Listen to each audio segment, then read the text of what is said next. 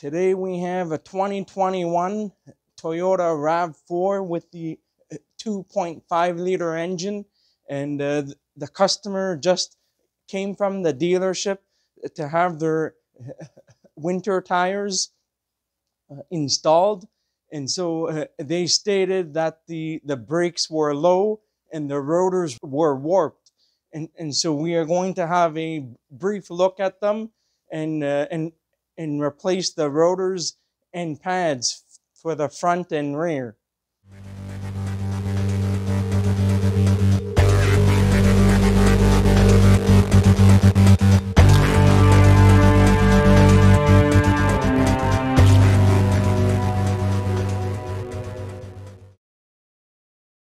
Welcome back to the Moose Mobile Auto Repair channel. And so this Toyota RAV4 is equipped with the A25A FKS 2.5 liter engine, and it has approximately 97,000 kilometers on it.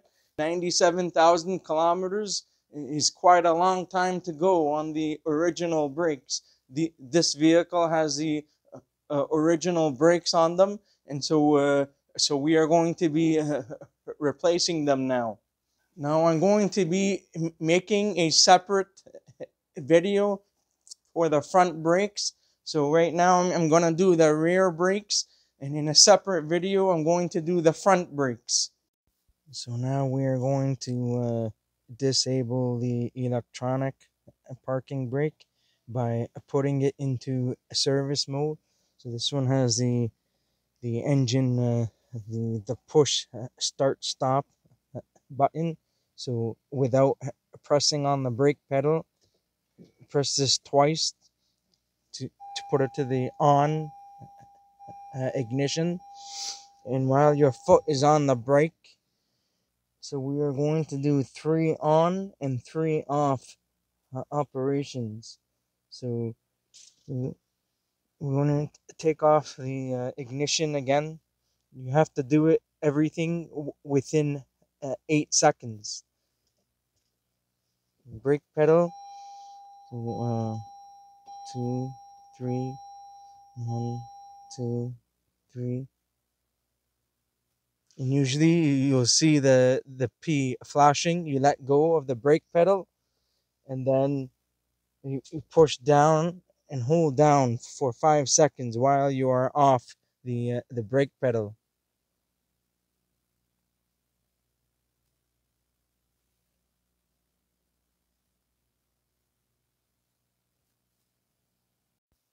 So after you have pushed down on the button for 5 or more seconds, you can let go of the button, and then you'll see that the parking brake or the P on the dashboard will flash consistently to about like 1 second per flash. Earlier you could see it was flashing or blinking very fast, about a quarter second. So that's how you know that you are in service mode now. So make sure that while you are working on the brakes that you do not touch the parking brake button until you have completed the job. And it would be safe to turn off the ignition now.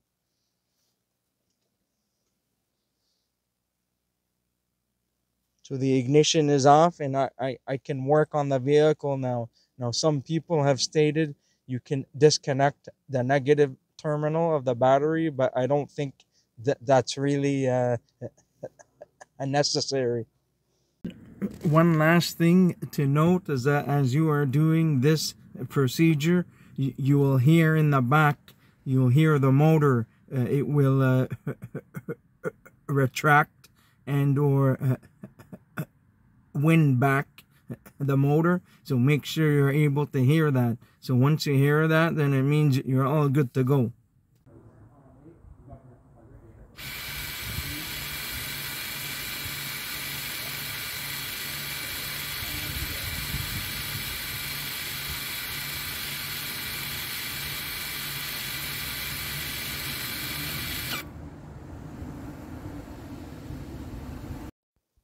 So now we are going to remove the two caliper bolts. Now I've seen and heard that some people have stated you need to disconnect the electrical connector. I don't think it's really necessary. You can if you want to, but I really don't think you have to. And sometimes you can just remove the bottom bolt and swing the caliper upwards.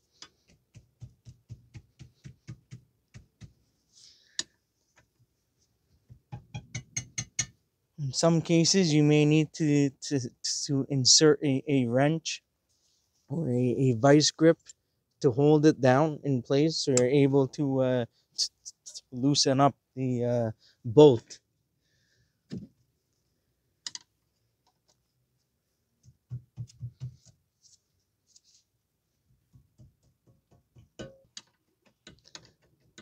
I'm using a wrench because there's no access here on the bolt.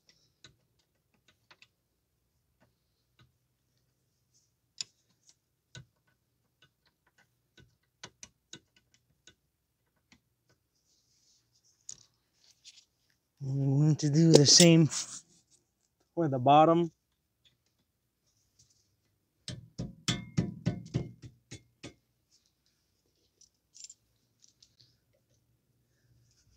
Just be careful to not damage the dust boot.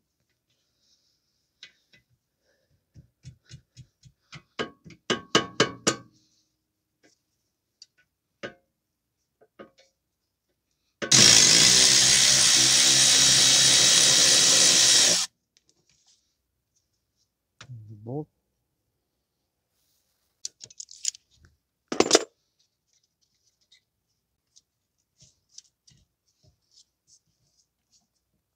So we are going to push the piston in, and in some cases, if you want for safety, after we push the piston in, you can insert a small block of wood uh, just in case if anything happens, the piston will not go back out and it will not damage anything if you put a block of wood or something in the way to block the piston. So now we are just going to have a brief look behind the dust seal, see if there's any brake fluid leakage, make sure everything is okay. So inspect for any leakage. If there's any, there shouldn't be any brake fluid inside here, although you may see like grease or assembly lube and that's normal. Any traces of brake fluid would mean you would need to replace or rebuild the caliper. So you can use a C-clamp or a brake pad, wind back tool or some sort. I'm just using a special type of tool to compress the piston back in. Also, you also want to check the brake fluid level too before you push in the piston. Now, make sure that when you are trying to push the piston in, make sure that you are pushing it and that you don't feel any force. If you feel any force, you should probably stop, or any resistance. I mean, if you feel any kind of resistance, stop and make sure that the parking brake is in service mode, because if you try to push the piston in and it's not in service mode, you are going to damage the caliper.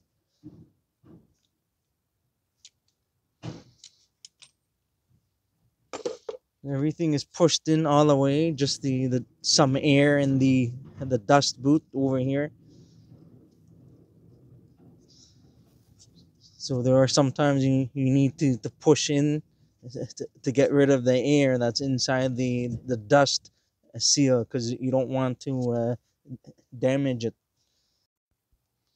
So you can put like a block of wood or something inside here and clamp it down if you want to. just for extra safety if anything uh, were to happen. So have a look at the brake fluid uh, level. If you need to take some of the brake fluid, because when you push the pistons in, the brake fluid is going to rise, so you may need to take some of the brake fluid out. You can use a turkey baster or some a suction tool or a extractor tool. Usually I like to use the midi vac tool. I'll show you guys that later in the video. We're just going to close this up for now. I like to make sure that the slider pins are not seized usually before I take the bracket off. So we are going to take off the pads here. You can use like a screwdriver of some sort or whatever.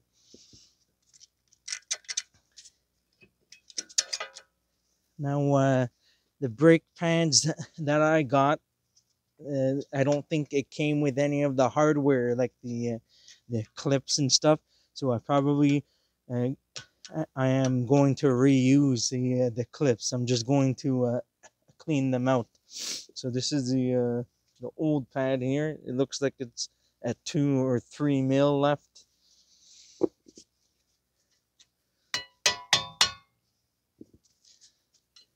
Just using a hammer and a flathead to knock the pads out.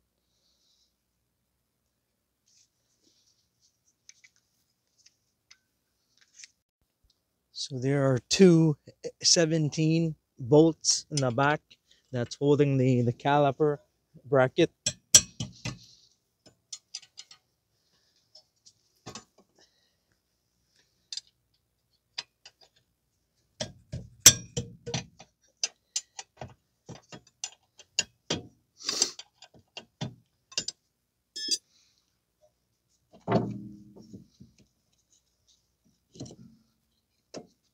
Just going to put this here. Usually I like to use an electric ratchet to take the bolts out. So the 2 bolts over here, and then the bracket just comes out. So now we are just going to do a tiny bit of whacking to get the rotor off.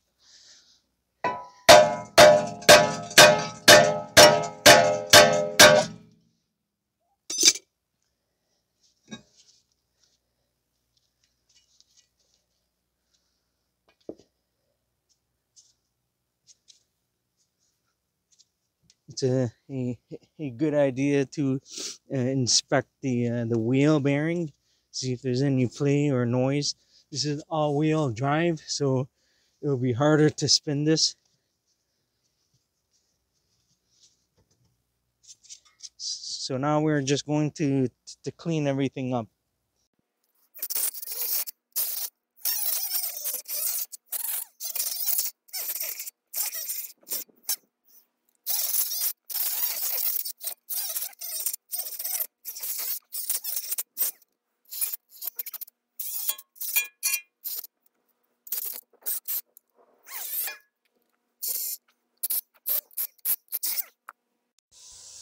I'm just going to continue cleaning the hub.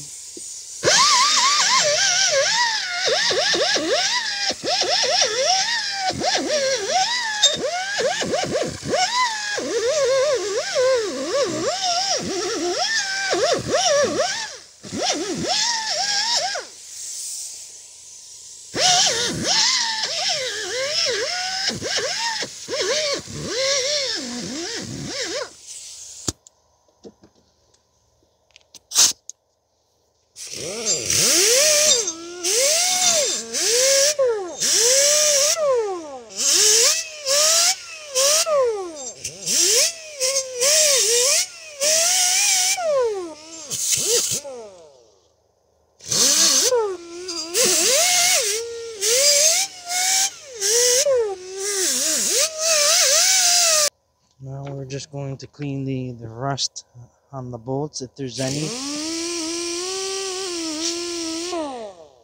There's not too much rust on these bolts, so you don't need to do that much cleaning. The amount of cleaning that you do will be dependent on how much rust there is in your area. This one has a little bit of thread locker on these for some reason that came from the factory.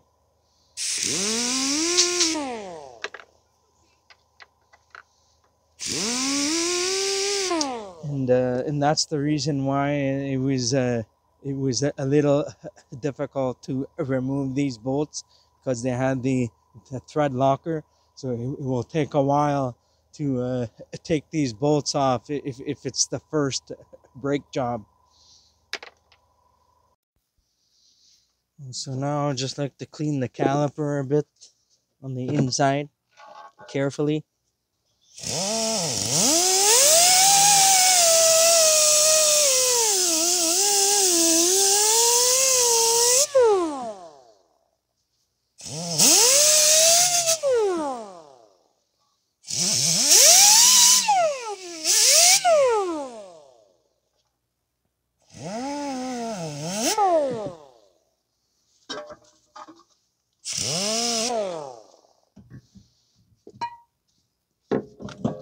Now you don't need to clean every speck of rust on this vehicle. You just need to clean pretty much the best you can. So just clean as much as you can, but at the same time do not overdo it.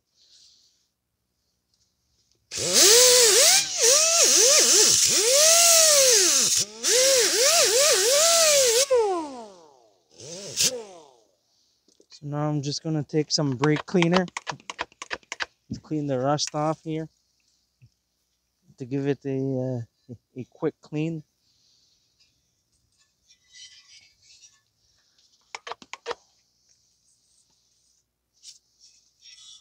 Usually a vehicle on its first brake job will normally take longer to clean than compared to a vehicle which had a routine brake service.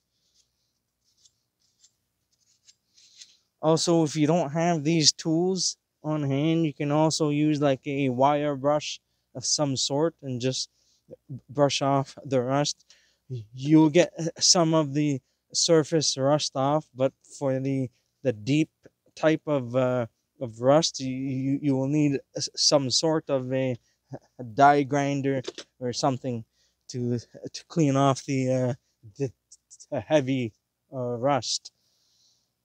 So now I'm just gonna be using a wire brush just to clean the surface rust off here before I clean underneath the clips. I just like to get the rust off with this first before I take these clips off. These clips are not too bad, so you probably don't need to use the sanding disc.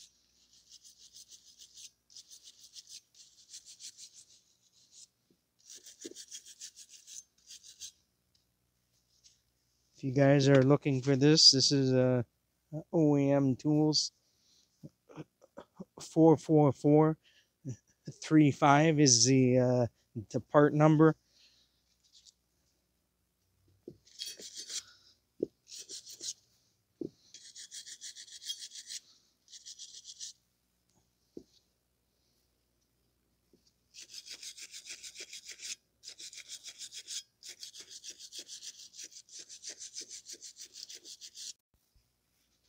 We're just going to remove these clips now. Try not to damage them if you're going to reuse them.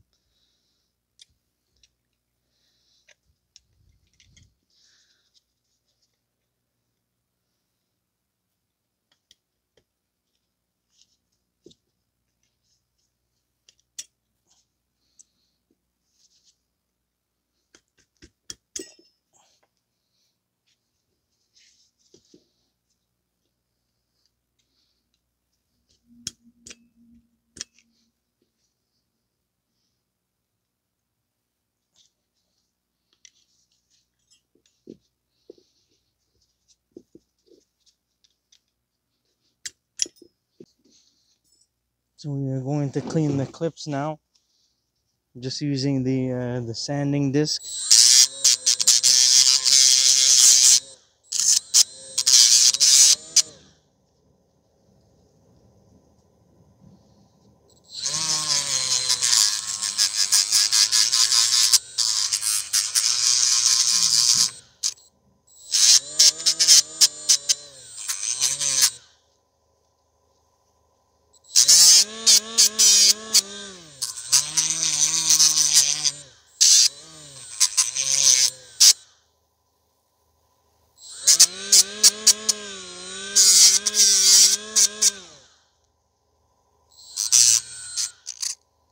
So now I'm just going to repeat the procedure for the rest of the clips.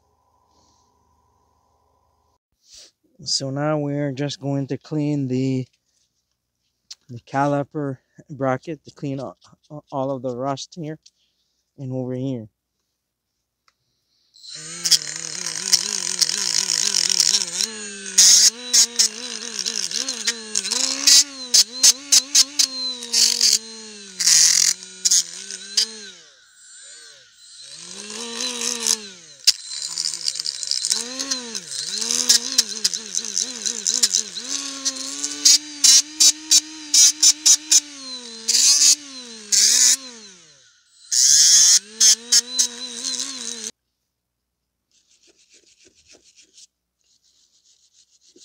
So after done using the sanding disc, I just like to use the wire brush just to scrape off on some of the corners that I'm not able to get using a sanding disc.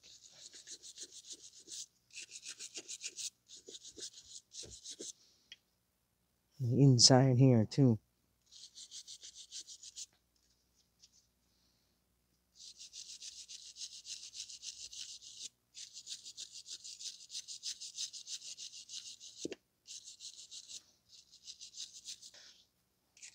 So it doesn't have to be 100% perfect, and you don't want to grind it down to the bare metal.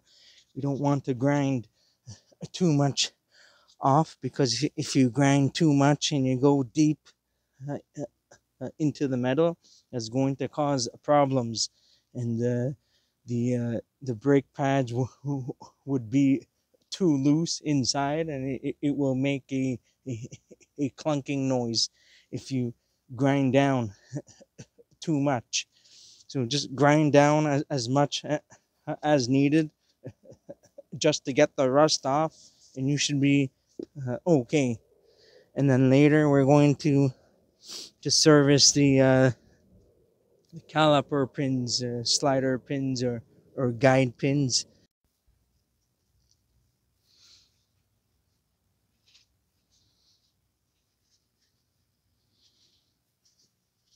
I'm going to clean off the grease, and we're going to clean the rust on the edges here. You can use a wire wheel or a bench grinder, a wire wheel on the bench grinder if you have one. I'm using the Permatex brake lubricant, so I use these on slider pins, and then I use the orange stuff on the brake pad ears and the contact points. I just like to use them separately. For some reason, some people have had problems with some of the Permatex brake lubricant. I think either the pink or the purple stuff. I'm not too sure about the orange stuff, but I like to use this just on the contact points and on the brake pads, and this I just use this for the caliper pins. We're going to lubricate the caliper pins.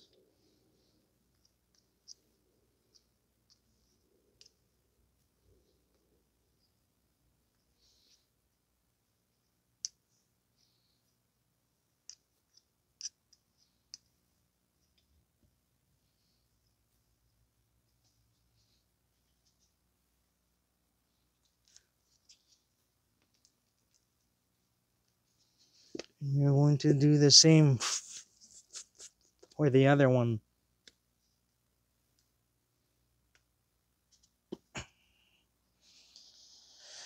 Make sure you put the caliper pins the same way in which you took them out. This one has the rubber sleeve over here, so we are going to take that off and clean it up.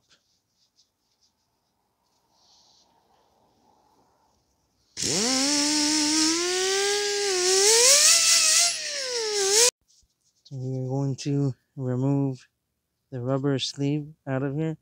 Now in some cases, if you're having some problems with this rubber sleeve, there are sometimes it gets jammed inside the caliper bracket, so it's okay to discard them. Usually it won't cause any problems, or you can just go and buy a new hardware kit or boot kit and replace them. In most cases it won't cause any issues.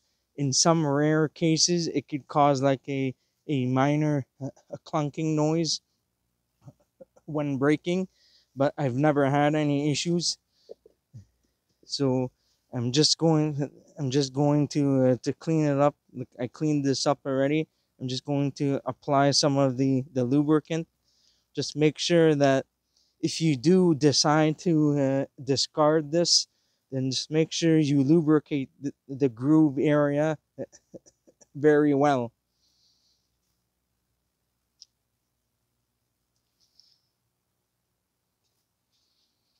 We're going to insert this back.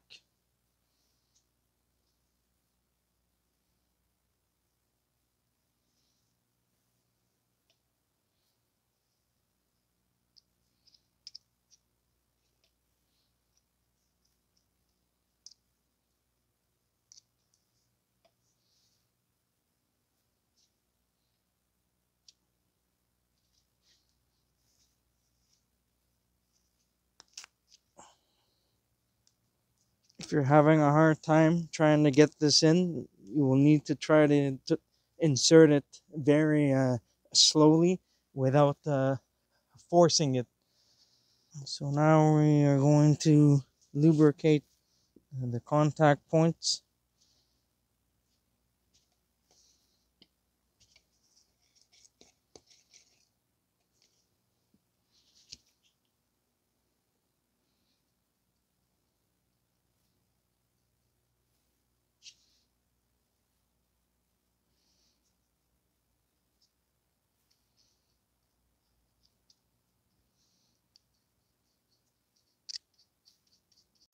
So we are going to reinstall the clips now. Just make sure that when you install these clips, this piece here is in the inside and parallel. I'll show you on on what I mean by that.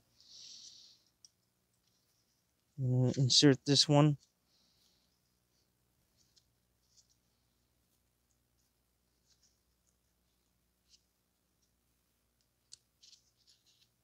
I'm not a big fan of reusing hardware clips, but in this case, I was not able to get separate hardware or hardware that came with the brake pad, so I can't do anything about that. So I have no choice. And the customer, they want the vehicle back, and so I don't have the time and opportunity to get the hardware. So we're just going to be reusing the old ones. If there isn't anything wrong with the old ones, you should be fine. It's not the end of the world. Usually it won't cause any problems. It's safe to use. So make sure that this piece is parallel to each other. And then now we're just going to put some more of the lubricant on the clips.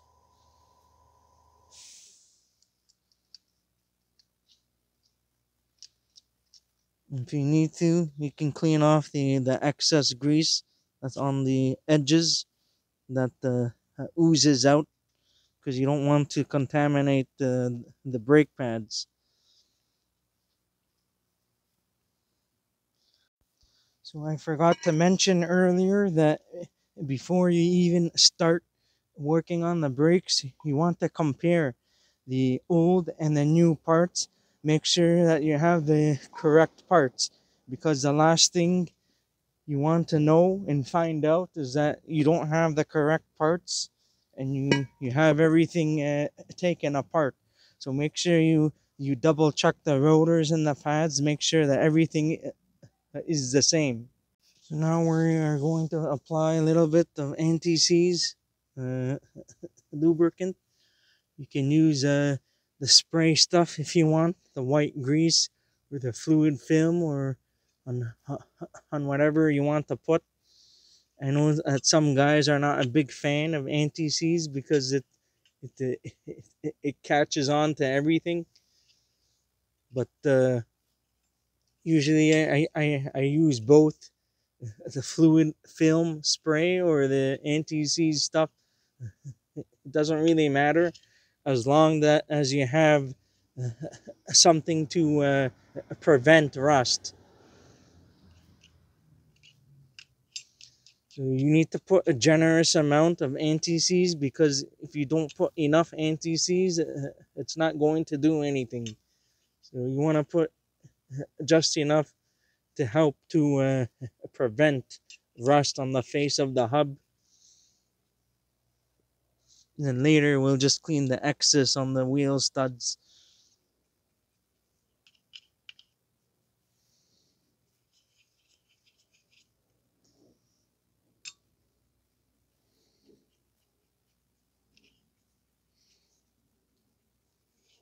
Make sure you put some anti-seize on the bolts as well.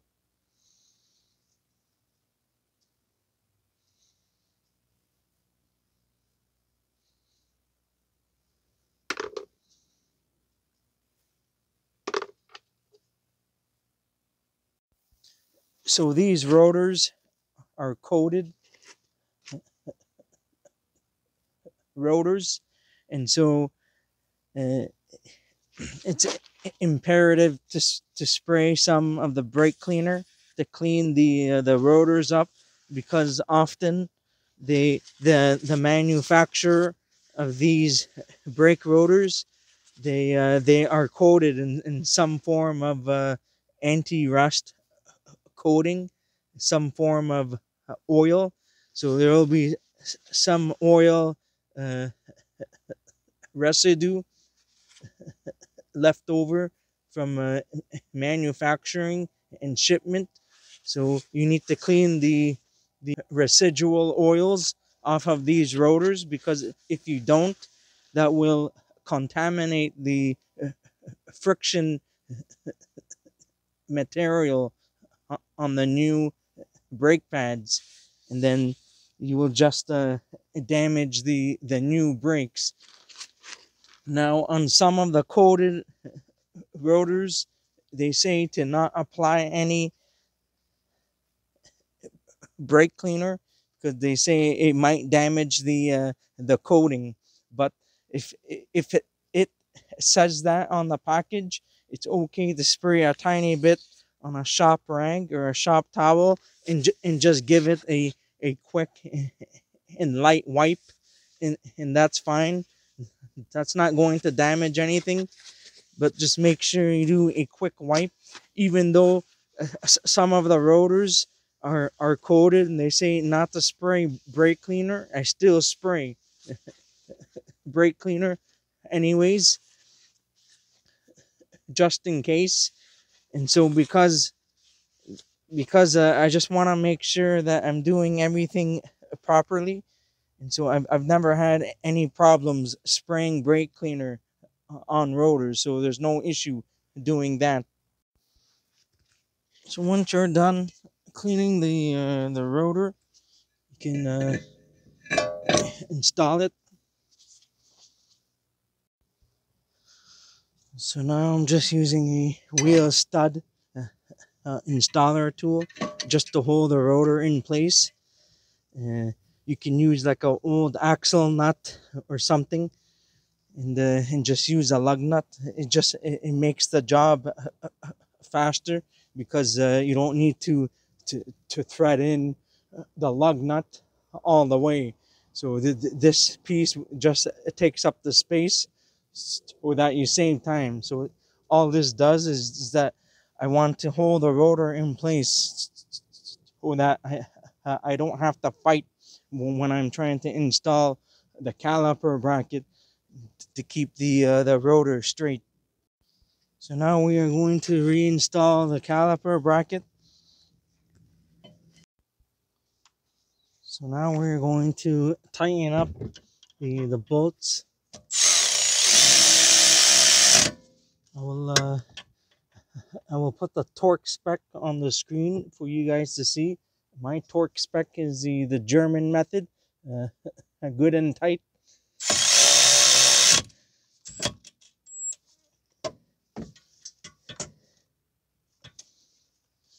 Now I'm just going to use a wrench to give it a little bit of some oomph.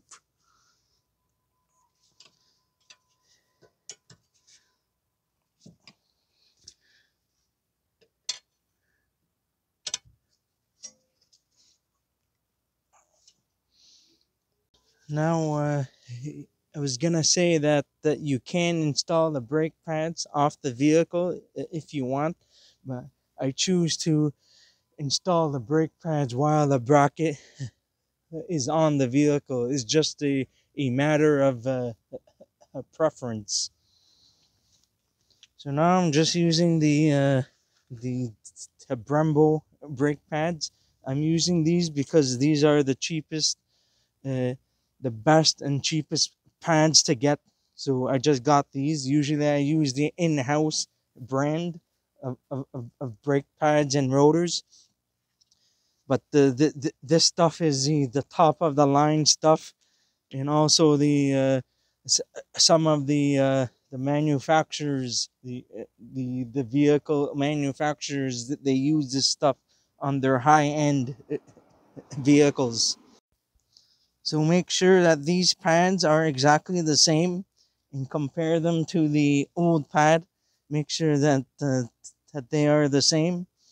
Also, you want to see that if these pads are directional or not. Some pads are directional, and so you might see like an arrow or left side or right side, and then that's going to matter on what side to put them on. Sometimes they might say inboard and outboard, so you need to make sure that if they are directional, then it's going to matter on what side you install these pads on.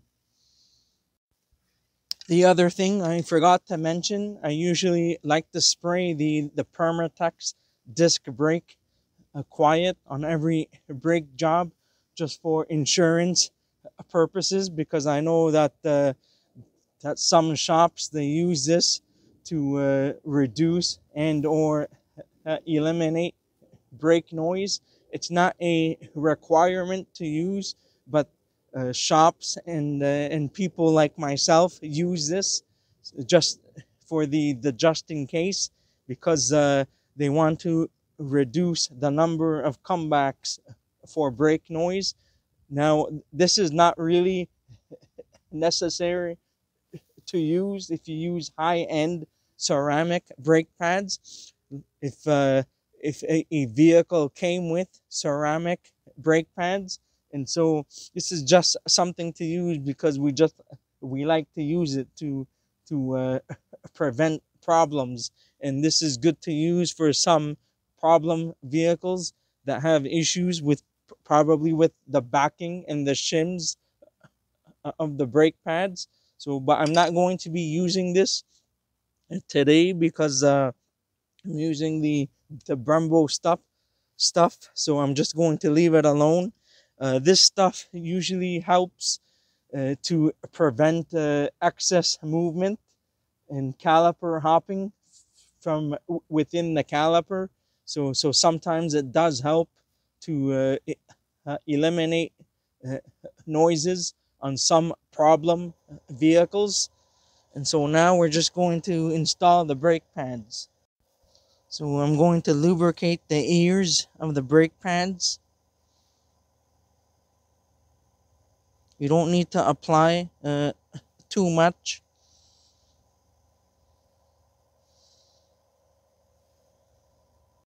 Usually before I install the brake pads, I like to apply some brake cleaner onto the shop towel and to clean the backing here, just in case that I don't get any grease onto the new pads on the backing. So we are going to install the inboard pad.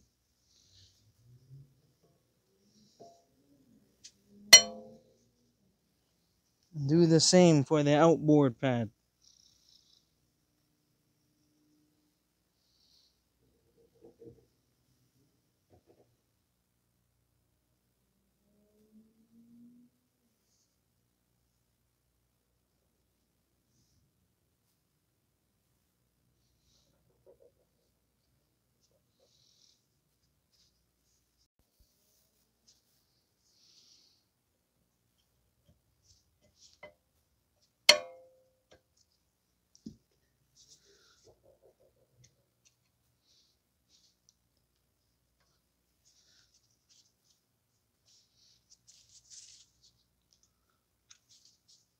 Or sometimes you might have some issues with the clips, so you might need to get a screwdriver to push down on the clips so you can see in the brake pads. There you go. Also, you want to make sure that the pads are moving freely. You can take the edge of the pad and try to wiggle it. You should be able to move it freely. If it doesn't move freely like this, it means that there's a problem. You may need to clean some more of the rust or something to do with the clips or something. So make sure it's moving freely on both sides. So you just need to wiggle the pads and make sure it moves. Because if the pads does not move and it's stuck, then it means that there's something wrong. So you need to take it apart and see on what's wrong. In most cases, you may need to clean more of the rust because there's too much rust. It won't allow the pads to move freely. So now we are going to install the brake caliper.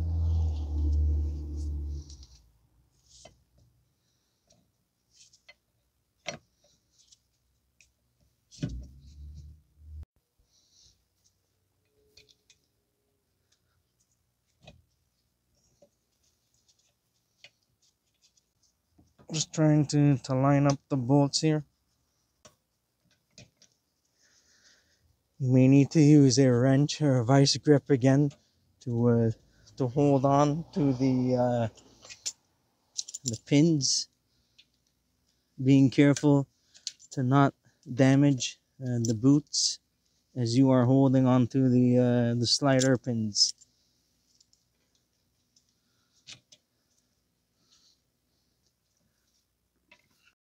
So I use a shallow socket at the bottom. Now I'm gonna try to use a deep socket on the top here. It's hard to access.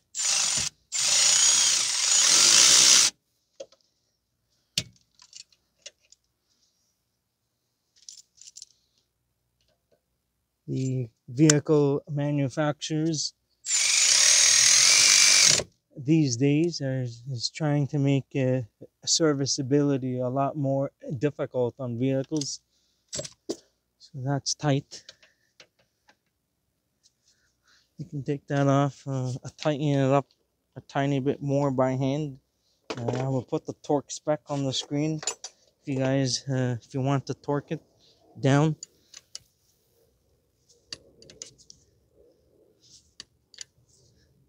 These don't need to be on extremely tight.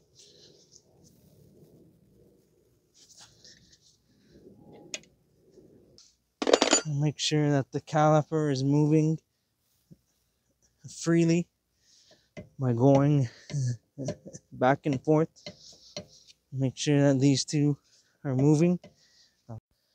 The last thing I wanted to mention is that to get a thin screwdriver, flathead screwdriver, or like a seal tool, something like this, and to push back on the boot to see if there's any excess grease. Make sure you push back on the boot, squeeze the boots to to get rid of the air out if there is any.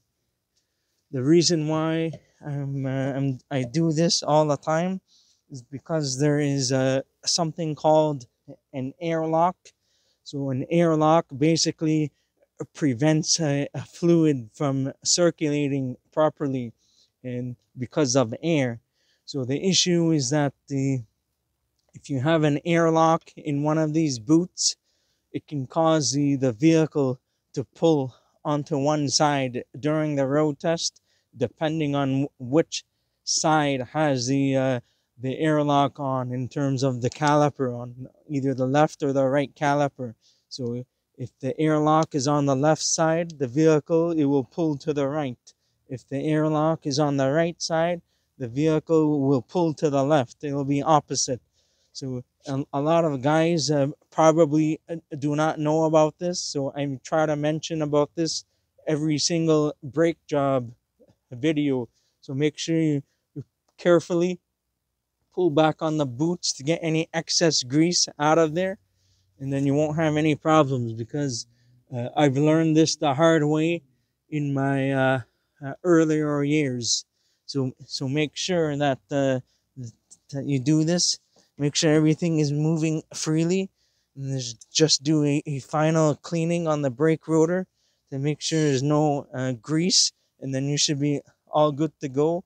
I'm going to work on the other side.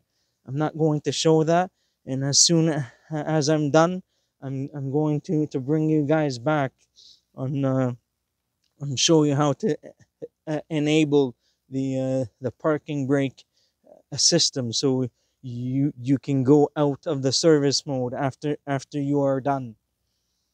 So I just like to give the brake rotor a quick wipe and remove the lug nut and the wheel stud tool. And I just like to apply a final coating of anti-seize on the outside here, so that the wheels don't seize up. And you should be all good to go. So I'm working on the other side. And one other tip I forgot to mention, instead of using a block of wood, you can use this tool that I'm using.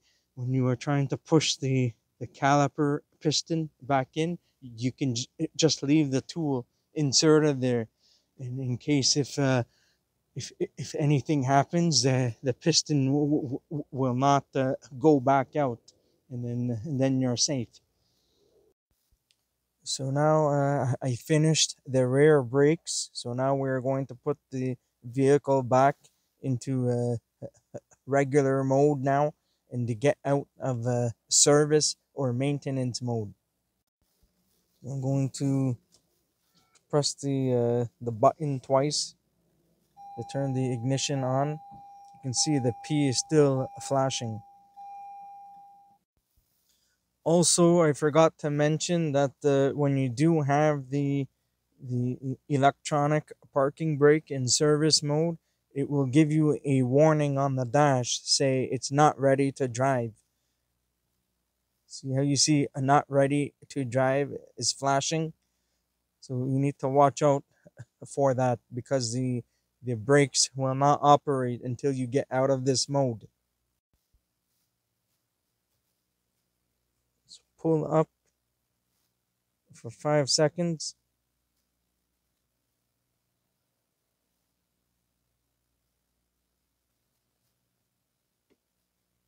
And then you can let go after that.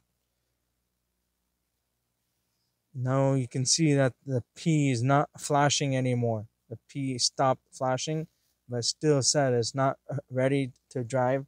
And I think now it's okay to pump the brake pedal.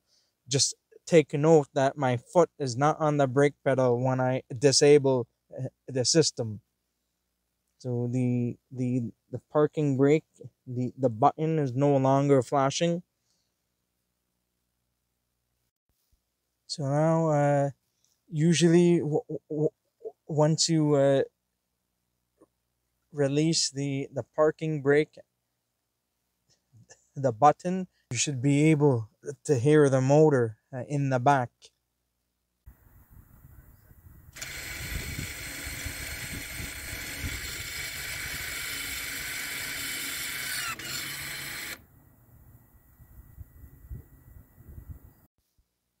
So now I'm going to step on the brake pedal. I'm going to pump the brake pedal very slowly. Only do this once the P has disappeared from the dash.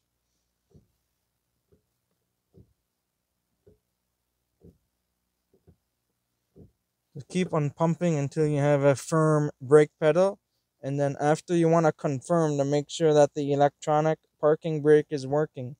I'm going to hold on the brake pedal.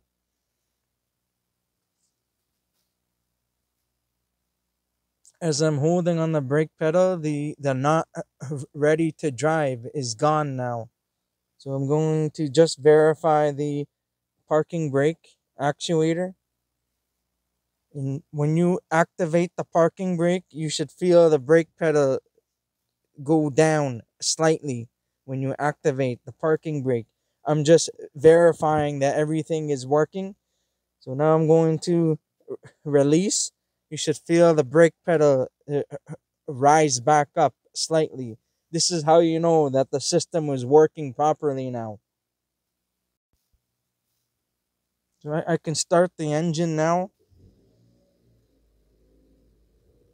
And you can feel the brake pedal now to see if it feels okay. And you should be all good to go after that. So after you have got out of service mode, I just like to verify to make sure that the caliper is stiff, as in the piston has came back out. So I'm not able to push the caliper as the way I used to when I had it in service mode. So this means that the system is working properly and everything is okay. Just make sure that after you are finished to put the wheels on and pump the brake pedal again, just to be sure, and then you should be all good to go.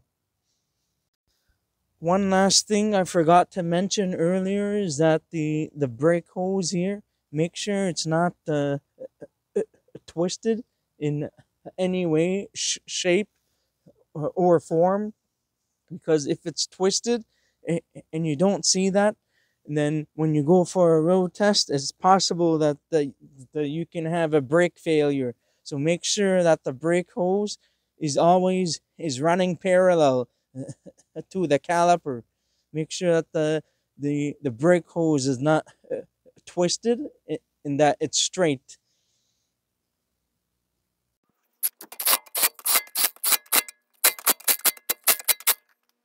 So I'm working late now, and I just finished the front and the rear brakes.